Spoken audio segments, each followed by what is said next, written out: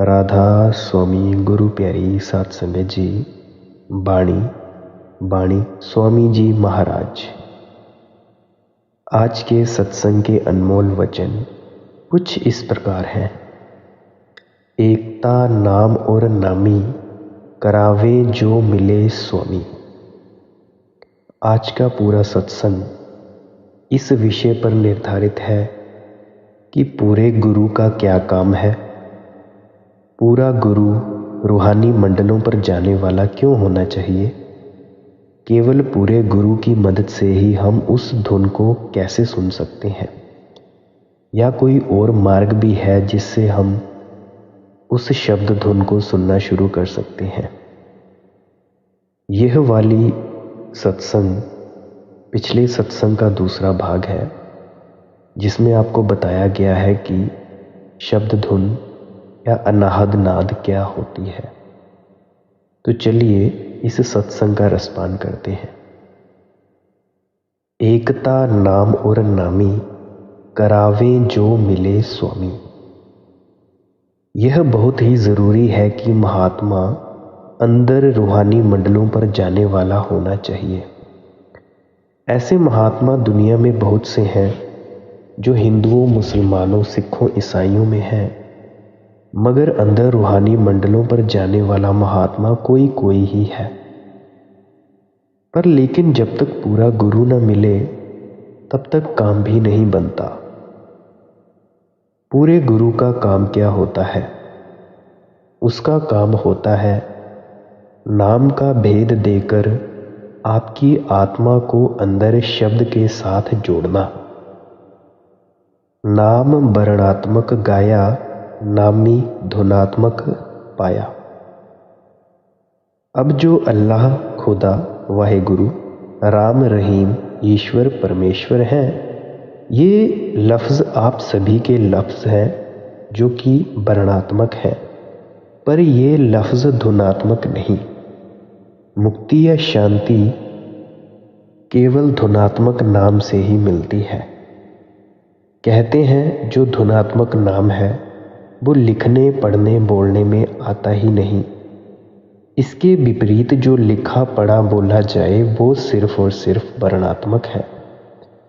नामी धुनात्मक है, नाम वर्णात्मक है। जब तक हमें नामी न मिले तब तक नाम का कोई फायदा नहीं। जिस तरह बिना खाए सारी उम्र मिश्री करते जाएं या शहद करते जाएं, तब तक कुछ नहीं बनता। इसी तरह अगर सारी उम्र राम राम, रहीम रहीम या किसी और नाम का जाप करते रहें तो बनता कुछ नहीं है।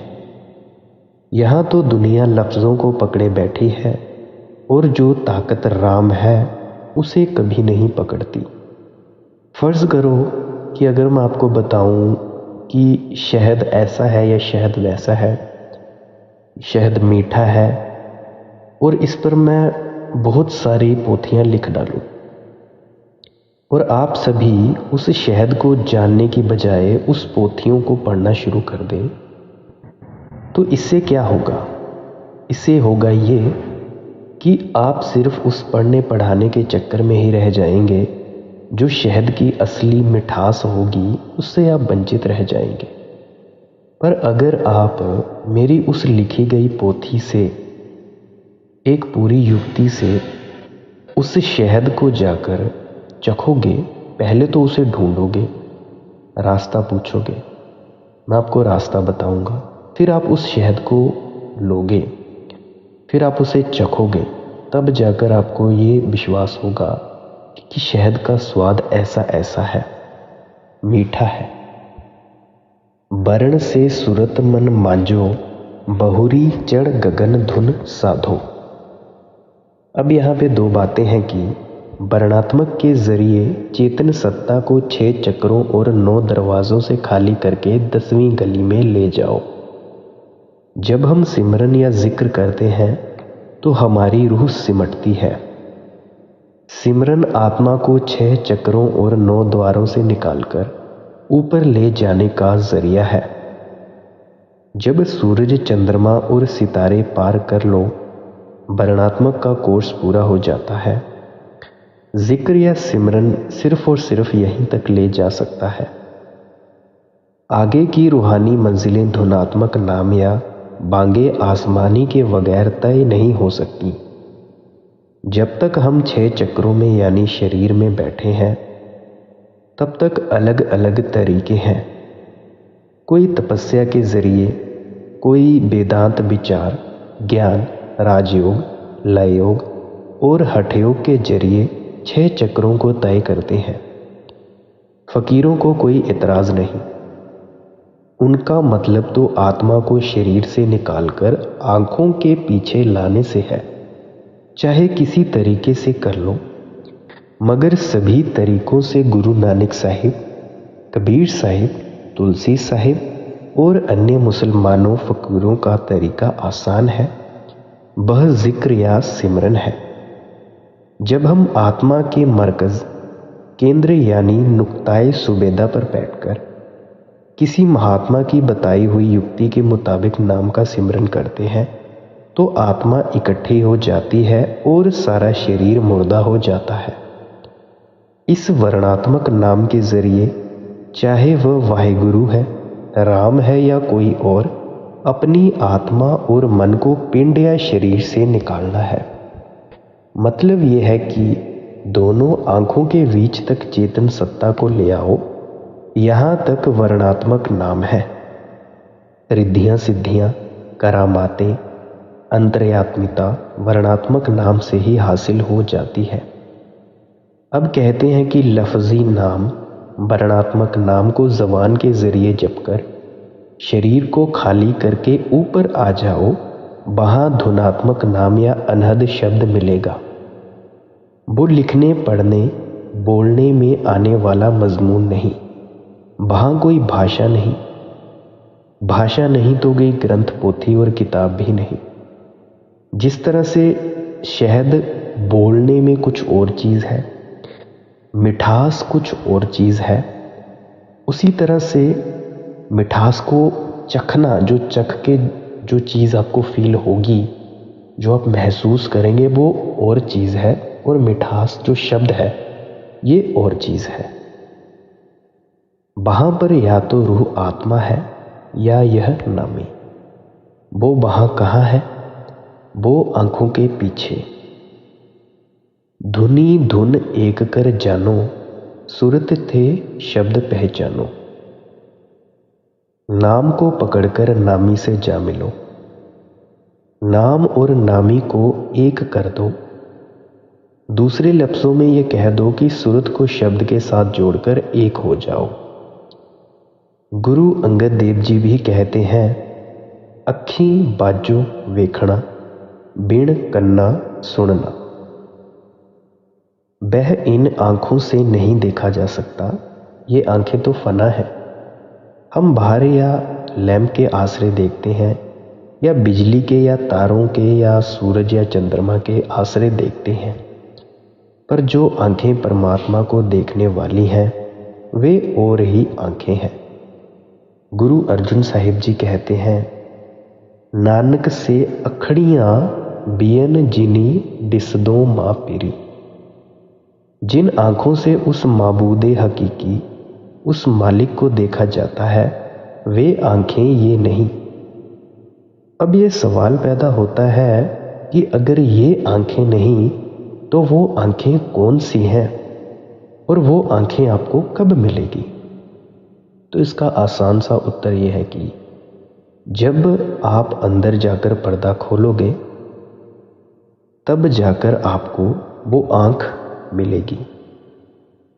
हज़रत ईसा जी ने भी कहा है कि जब तक तुम अपनी आँखों की ज्योति एक आँख में नहीं कर लेते तब तक तुम उस सत्य को नहीं देख सकते। उनका सीधा सीधा अर्थ ये है कि हम अभी अंधे हैं। अभी जब हम आँखों और देखने वाले हो जाएंगे तब हम असलियत को देख पाएंगे, सही और गलत को बयान कर पाएंगे। उसके बाद आगे गुरु साहिबान ने फरमाया है, बियन जिनी डिसदो माँ पीरी। फिर ये कान उस आवाज़ को नहीं सुन सकते, वे कान और हैं, उन्हें खोलो और सूरत को शब्द के साथ जोड़ दो ताकि मालिक मिल जाए। शब्द और सूरत भय एका, नाम धुन आत्मक देखा। अब स्वामी जी महाराज यहाँ पे कहते हैं कि जब रूह ने नाम का पल्ला पकड़ लिया या आत्मा ने परमात्मा का पल्ला पकड़ लिया, तब जाकर तसल्ली हो गई। बूंद समुद्र में जाकर एक हो गई। फिर यहाँ पर इस दुनिया में आने की हमें कोई ज़रूरत नहीं। यह तरीका सारी दुनिया के अभ्यास के तरीकों से सादा और आसान है। सारी दुनिया इसे प्यार के साथ कर सकती है। यहाँ तक कि छोटे से छोटा बच्चा भी कर सकता है और बूढ़ा भी कर सकता है। यह तरीका एक ही है और सारी दुनिया का साझा है, यानी सभी का इसमें बटा हुआ हिस्सा है। यह तरीका आज का नहीं बल्कि सतयुग से चला आ रहा है और यह कुदरती है, किसी आदमी का बनाया हुआ नहीं। यही योगियों ने गुरु नानक साहिब से पूछा था। वे पूछते हैं, कित विधि पुरखा जन्म बटाया, काहे कऊ तुझ इह मन लाया, कित विधि आसा मनसा खाई, कित विधि जोत निरंतर पाई। योगी नानक साहिब से पूछते हैं कि हे महात्मा, तेरा जन्म मरण किस तरह खत्म हुआ? संत किस तरह जीते जी जन्म मरण खत्म कर देते हैं? तूने इस दर्जे को किस तरह पाया? यह नूर, यह प्रकाश तुझे किस तरह से मिला? तो गुरु साहिब जी ने बड़े प्यार से उत्तर दिया था, सतगुर कै जन्मै गवन मिटाया, अनहत राते इह मन लाया, मनसा आसा शब्द जलाई, गुरुमुख जोत निरंतर पाई। गुरु साहिब जी जवाब देते हैं कि सतगुरु की कृपा से आवागमन यानी 84 को खत्म किया। सतगुरु के बख्शे हुए नाम के साथ जुड़कर मन को खड़ा किया। जिस तरह जमींदार जब बीज बो देता है तो उसे आशा बंध जाती है कि 6 महीनों तक फसल तैयार हो जाएगी। इसी तरह संत महात्मा का जिज्ञासु या तालिब को दिया हुआ सत्य का उपदेश खाली नहीं जाता। खंड ब्रह्मांड सूख जाए, वह हरा ही रहेगा। सतगुरु ने हमें अभ्यास का तरीका बताया, 10वीं गली की राह बताई। जब मेहनत की तो आसा मनसा यानी हिर्स और हवस मिट गई। जब गुरुमुख बने, अंदर का पर्दा खुल गया तो कोई भी रुकावट ना रही। गुरु बिन और बिना करनी, मिले कस कहो यह रहनी।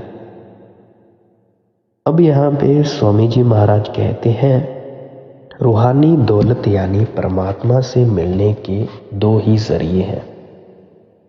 एक तो उस महात्मा का उपदेश, हिदायत और सत्संग जो रूहानी मंडलों पर जाता है। जिस तरह जब तक कोई लड़का किसी उस्ताद के पास नहीं जाता, उसे तब तक कोई ज्ञान नहीं होता। इसी तरह परमात्मा से मिलने के लिए भी गुरु की बहुत ही ज्यादा आवश्यकता है। गुरु अमरदास जी कहते हैं, बिन गुर दाते कोई न पाए, लख कोटि जे कर्म कमाए। यानी चाहे कोई कौम हो, कोई आदमी हो, यह दौलत सभी के अंदर है, मगर बगैर मेहनत और कमाई के कभी नहीं मिलती। पूरा गुरु राह बताता है और इसकी मेहनत और कमाई से पर्दा खुल जाता है। जो इस ताकत को लेना चाहे वो गुरु से नाम ले और मेहनत करे। दुनिया कमाई करना नहीं चाहती, बिना कमाई यह दौलत मिलती नहीं। यह बातों का विषय नहीं है बल्कि कमाई का विषय है। कोई आसान बात नहीं है। हरेक महात्मा की जीवनी पढ़कर देखो, उन्होंने मेहनत की है।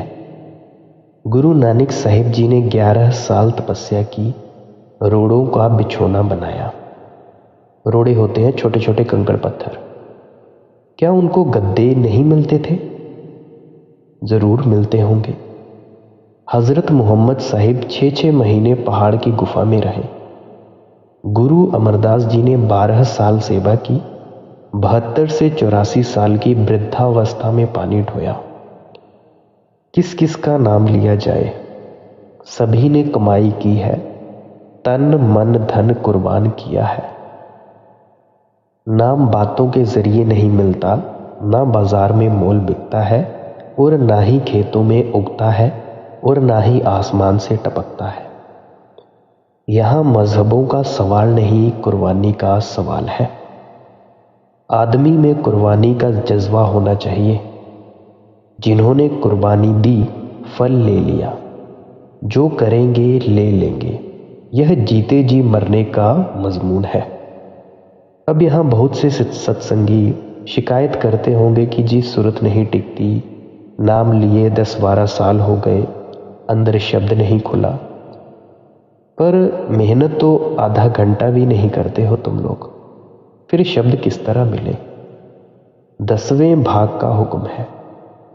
10वें भाग के 2.5 घंटे बनते हैं। रुपयों का 10वां भाग निकालना आसान है, तनख्वाह आई और 10वां भाग निकाल दिया। वक्त का 10वां भाग देना मुश्किल है।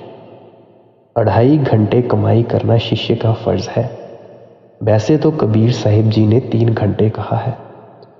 अगर ज्यादा वक्त दे ज्यादा फल मिलेगा, मगर हमारे बहुत से भाई घंटा आधा घंटा बैठते हैं और घड़ी पास में रखते हैं। यह ध्यान घड़ी का हुआ या उस हरि का हुआ, आप खुद ही सोच लीजिए। यह नाम तो बड़ी ऊंची चीज है, माफ करना चीज कहना भी इसके लिए बेइज्जती है। अगर सुरत शब्द के साथ जुड़ जाए तो कई कई घंटे गुजर जाने पर भी खबर नहीं होती। उसी को सुन्न समाधि कहा जाता है। समाधि में हमें 2 चीजें महसूस होती हैं। पहली चीज होती है महसूस ईगोलेसनेस, और दूसरी टाइम लेसनेस। ईगोलेसनेस का मतलब होता है घमंड की कमी या घमंड खत्म हो जाना, और टाइमलेसनेस की मतलब हिंदी में होता है कि समय को बिल्कुल भी ना देख पाना या महसूस ना करना। और जब आप लोगों को टाइमलेसनेस और ईगोलेसनेस इन दोनों को महसूस करोगे, तब आप परम शांति महसूस करोगे। ये वाली 2 चीज़ें आप बहुत से और कई कृत्यों में महसूस करते होंगे, पर इसका ज़्यादा से ज़्यादा फ़ायदा लेने का जो काम है, जो फ़ायदा लेने का ज़रिया है, वो सिर्फ नाम शब्द के साथ जुड़ना है। चाह अनुराग जिस होई, भाग बड़ गुरु मुखी सोई। कहते हैं जिसे मनुष्य जन्म पाकर उस बहदहू लाशरीक से मिलने का शौक पैदा हो गया, परमात्मा से विशाल का पक्का ख्याल हो गया, उसके बड़े ऊंचे भाग्य हैं। आखिर क्यों? क्योंकि मनुष्य जन्म ही मुक्ति का दरवाजा है, और कोई जन्म है ही नहीं। यह अशरफुल मखलूकात है, इसके अंदर करोड़ों खंड ब्रह्मांड और लोलाक हैं। सभी महात्मा, सभी किताबें यही कहती हैं कि तेरे अंदर ब्रह्मांड है। मुसलमान फकीर कहते हैं कि आलगे सगीर पिंड, आलमे कबीर ब्रह्मांड का नमूना है। इसके अंदर खुद खुदा है, रब है। वो खुदा बाहर से ना तो किसी को मिला है और ना ही मिलेगा। लोगों ने समुद्रों पहाड़ों को छान मारा, मगर वो नहीं मिला, बल्कि जिसे भी मिला है अपने अंदर ही मिला है। इसीलिए जिसे मनुष्य जन्म में नाम की ख्वाहिश हो, उसके बड़े ऊंचे भाग्य हैं। अब आपको एक बात बहुत ही ज़्यादा स्पष्ट करना चाहूँगा कि आपने बहुत से धर्म ग्रंथों या कहीं पे भी बहुत सारी जगहों पे पढ़ा होगा कि परमात्मा कण कण में व्यापक है। अब अगर परमात्मा कण कण में व्यापक है, कण कण में स्थित है, तो फिर हमें दिखता क्यों नहीं है? वो हमें इसीलिए नहीं दिखता है क्योंकि हमारे पास वो देखने वाली आंख नहीं है।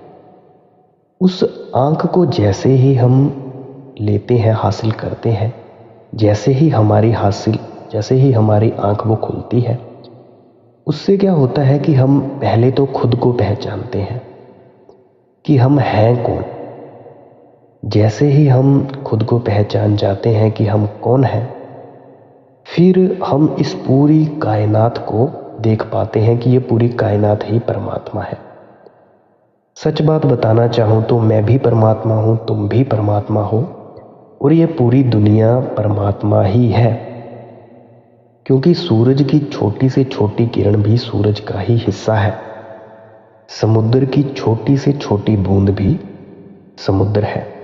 वो छोटे हिस्से में है, समुद्र बड़े हिस्से में है, पर जब तक बूंद को यह घमंड रहेगा कि मैं बूंद हूं, तब तक वो अपने आप को पहचान नहीं सकती है।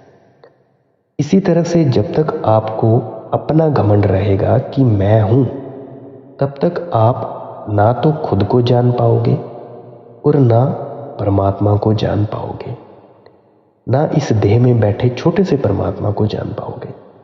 वैसे तो परमात्मा बहुत ही बड़ा है, ये तो मैं एक उदाहरण के लिए शब्दों में बयान करने की कोशिश कर रहा हूं। नाम नामी दऊ गया, अभेदी भेद समझाया। फरमाते हैं कि हमने नाम और नामी की कैफियत बयान कर दी, जो छिपा हुआ राज था जाहिर कर दिया है। जो कमाई करेंगे वहां पहुंचेंगे, सबके लिए एक ही राह है, एक ही मंजिल है, एक ही हाड़ चाम मांस है, एक ही मन इंद्रियां और एक ही परमात्मा है।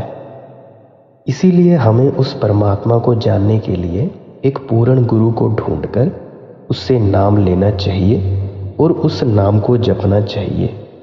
हमें 2.5 घंटे में कुछ टाइम सिमरन को देना चाहिए और कुछ टाइम धुन सुनने को देना चाहिए। ये धुन अपने आप चालू होती है जैसे ही हमें पूर्ण गुरु से नाम मिलता है, पर ऐसे ही नहीं कि जिस दिन नाम मिल गया तो उसी दिन शुरू हो जाए। ये कभी भी शुरू हो सकती है। इसके शुरू होने में एक सबसे बड़ा कारण है प्यार। जितना ज़्यादा आपका गुरु के साथ प्यार होगा, उतनी ही जल्दी ये धुन शुरू हो जाती है। गुरु प्यारी साध संगत जी, आज का सत्संग यही समाप्त होता है। मिलते हैं अगले सत्संग में, अगली सत्संग वीडियो में। तब तक के लिए मेरे वचनों को बड़े प्रेम से सुनने के लिए धन्यवाद। आपके भीतर बैठे परमात्मा को नमस्कार करता हूँ। मेरा प्रणाम स्वीकार करें। राधा सोनी जी।